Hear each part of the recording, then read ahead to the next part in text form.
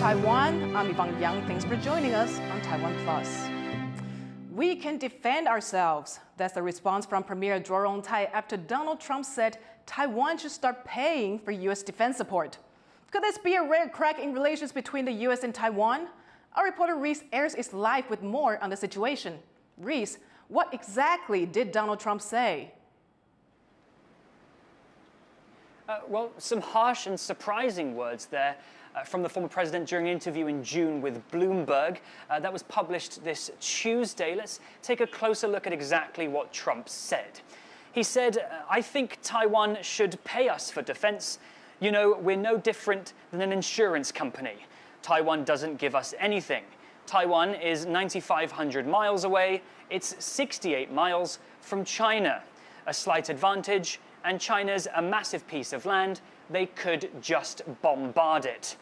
He then went on to say that Taiwan is avoiding a conflict, mainly to avoid losing its chip plants. Now, very briefly on the chips there, Taiwan's biggest chip manufacturer, TSMC, is actually holding its second quarterly meeting right now. TaiwanPlus is there, and we'll have more on that in our evening show about how Trump's comments have impacted their stock prices. But back to defense. Actively noting former President Trump's comments, Taiwan's Premier Zhou Rongtai responded at a press conference on Wednesday, and here's what he said.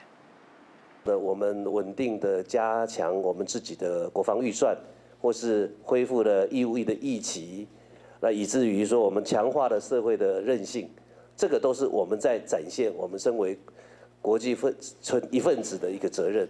双方之间过去友好的关系，我们努力让它不仅维持，而且更能够往好的方向走。双方之间对于台海、印太地区共同的责任。 我们愿意付出更多的责任，这是在防卫我们自己，保障我们的安全。 Now, while Zhou was quick to give reassurance that the U.S.-Taiwan relationship remains rock solid, his comments do indicate that Taiwan might need to start taking more seriously the idea that they could be on their own should a conflict arise with China. So, Reese, what can we make of Trump's comments? Does Taiwan pay for U.S. defense? And what of the Premier's claims that Taiwan is defending itself? Well, Trump's comments, they're a little confusing and perhaps somewhat misguided. The US doesn't currently provide Taiwan with any active form of defense, so there's really nothing for Taiwan to pay for. Taiwan does pay the US significant amounts of money for arms and defense and military equipment.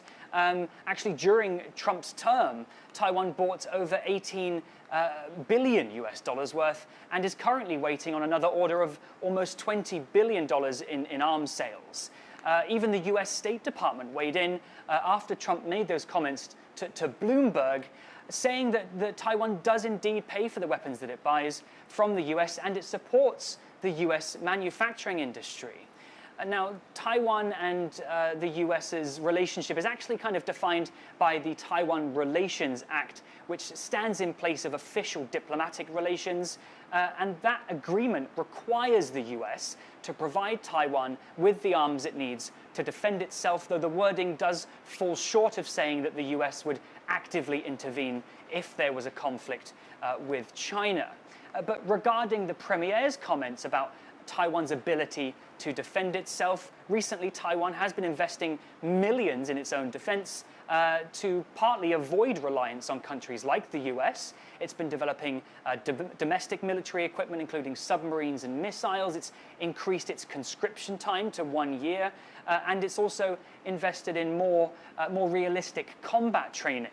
And all this to say that Trump's more business-like attitude towards US-Taiwan relations, it could be quite concerning for Taipei, who have actually enjoyed more vocal support under the Biden administration. Thanks for the updates, Reese. That was Reese Ayres speaking to us live from Taipei. China has suspended nuclear talks with the United States because of Washington's support for Taiwan. 中方决定暂停与美方商谈，举行新一轮军控与防扩散磋商。造成这一局面的责任完全在美方。 The talks between Beijing and Washington were meant to stop the spread of nuclear weapons. China has repeatedly warned the U.S. not to sell weapons to Taiwan, which it views as its territory. The U.S. State Department condemned Beijing for following Russia's lead in suspending discussions. We think this approach undermines strategic stability. It increases the risk of arms race dynamics. We have made efforts to bolster the defense of our allies and partners in the Indo-Pacific, and we will continue to make those efforts in the face of Chinese threats to their security. A Taiwanese delegation is at the Republican National Convention in the United States, with all three major parties represented. As Vance reports, all are watching closely for possible shifts in Republican attitudes toward Taiwan's defense. As Republicans from across the U.S. gather in Milwaukee, a delegation from Taiwan is watching the proceedings closely. Despite their sometimes fierce rivalry at home, members of the ruling Democratic Progressive Party and opposition Kuomintang and Taiwan People's Party are all on the scene with a common goal: to see what a party that could field the next U.S. president is thinking about Taiwan. 所有初选里面重要的竞争对手都来展现说共和党整个团结。那川普礼拜四的演说我们也会很关注，那这个也是涉及到共和党未来这个团结气势跟选情。基本上我们对于民主党、共和党两党的沟通都是毫无障碍，所以我们今天特别来这个党代表大会，就是希望把最新的共和党的政策的方向也带回去作为参考。 The U.S. is Taiwan's effective security guarantor, with frequent military moves meant to discourage a Chinese invasion. Under U.S. law, Washington is even required to sell Taiwan defensive weapons. This setup continues to enjoy bipartisan support. No, I think the support that America has for Taiwan only gets stronger. Okay, forever? Yes. But recent comments by Republican presidential nominee Donald Trump suggest ambivalence. He told Bloomberg Businessweek that Taiwan doesn't do anything for the United States and that Taiwan should pay for U.S. protection. Some delegates say they've gotten the message. 听到这个我们美国的伙伴有特别点出台湾在国防预算的这个困难，也希望我们加强的地方。那我们也希望执政团队也可以听到美国友人的这个一个呼吁。There's one more day to go before Trump speaks.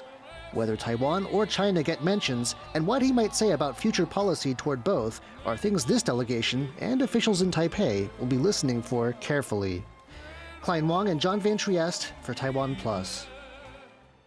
J.D. Vance has accepted the U.S. Republican Party's nomination for vice president.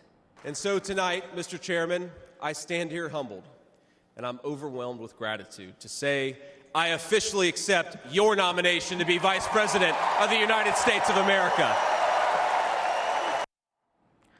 In a speech at the Republican National Convention in Wisconsin, Vance echoed Donald Trump's America First rhetoric on economic and foreign policy. He criticized trade deals with China and Mexico and said U.S. allies cannot rely on American generosity for protection. The 39-year-old senator from Ohio also spoke about his working-class roots and climbed to high-level politics. U.S. President Joe Biden has tested positive for COVID while campaigning in Las Vegas. The White House said the president had mild symptoms and would return to his home in Delaware to recuperate. The president told reporters that he felt good and flashed a thumbs up as he boarded Air Force One. He had been scheduled to speak with Latino rights groups before the diagnosis. A mayor in the Philippines accused of faking their nationality and spying for China is missing after Filipino senators ordered her arrest. Alice Guo, or Guo Huaping, is alleged to be a Chinese national who became mayor of a local town in the Philippines where offshore gambling operators thrive. These companies, known as POGOs, are connected to organized crime, including human trafficking and smuggling.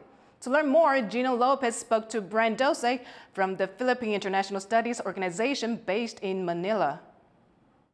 So how did Philippine authorities find out that Alice Go was faking her Filipino nationality and is connected to these illegal offshore gambling companies, or POGOs? She was elected as the mayor of Banban. However, because of the recent raids against these illegally operating POGOs, the senators found a link that enabled them to investigate more. One of the personalities that were involved is this is Mayor Alice Guo. The discussion also shifted to her real identity, especially with the ongoing rift between the Marcos and the Duterte coalitions right now. There is a big push right now to link this case of Mayor Alice Guo with the efforts of the previous administration to welcome Chinese capital in the Philippines. What impact will the case of Alice Guo have on Philippine-China tensions? The first perspective that I can share with that is with the timing. The Senate hearings regarding her identity happened weeks or a month after a certain Australian report revealed that these agents are from the party, that they're being sent abroad to police the activities of other overseas Chinese nationals. And there's this insinuation that they are spies. That narrative was picked up by certain political factions in the Philippines. And then we need to understand or recognize that at the end of the day, pogos are actually banned in China. President Xi Jinping himself is clear about that because of, again, the social ills being brought by these firms towards the Chinese people. Seeing that both the Philippines and China are working to stop these illegal offshore gambling companies, how can the two countries cooperate amidst intensifying territorial disputes in the South China Sea? We need to approach the ongoing Philippine-China relations as a multifaceted and multi-layered phenomenon. So the territorial dispute that we have right now is only one of the layers. But I believe, as I'm seeing in the ongoing news reports and ongoing activities between the two states, that other areas of cooperation are still lively. The memorandum of understanding and memorandum of agreement signed between the two states to combat trafficking, etc., science and technology cooperation, and development cooperation projects. So in those cases, there are other layers and still opportunities for the Philippines and China to promote cooperation, especially with regards to issues that are concerned with transnational crime. A Wall Street Journal reporter says the newspaper fired her for taking a leadership role in the Hong Kong Press Union. Selena Zheng was elected to head the union, which advocates for press freedom, in June. Zheng said editors warned her that taking the role would be, quote, incompatible with her job at the journal. Zheng reported on China's automobile industry and said senior editors told her the dismissal was part of a restructuring move. Dow Jones, which owns the journal, confirmed personnel changes but would not comment on Zheng's case. China is bracing for more flooding as torrential rains continue to batter the country. Torrential rain has struck the country's northern and central regions. Parts of Sichuan, Henan, and Shanxi provinces are seeing record levels of rain. On Wednesday, nearly 2,000 residents were evacuated from the city of Baoji. More heavy rainfall is expected in the coming days. 14 Japanese high schoolers have been hospitalized after eating very spicy potato chips. The teens were among 30 students who tried the chips made by Japan's Soyama Corp. The spicy snack is made with ghost pepper extract and features a warning on the package forbidding those under 18 from consuming them. The teens who complained of stomach pain and nausea are expected to make a full recovery. Thank you for watching What's Up Taiwan. Finally, let's take a look at the annual census of swans on the River Thames in England. They are all considered property of the monarchy, and they've been counting the birds for 8 centuries. I'm Yvonne Yang. Take care, and I'll see you next time.